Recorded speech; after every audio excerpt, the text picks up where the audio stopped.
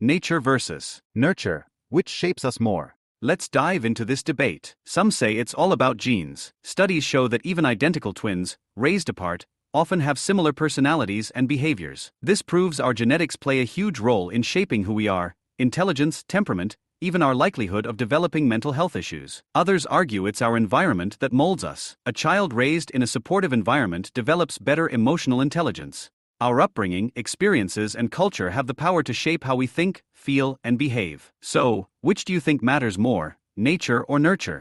Drop your thoughts in the comments.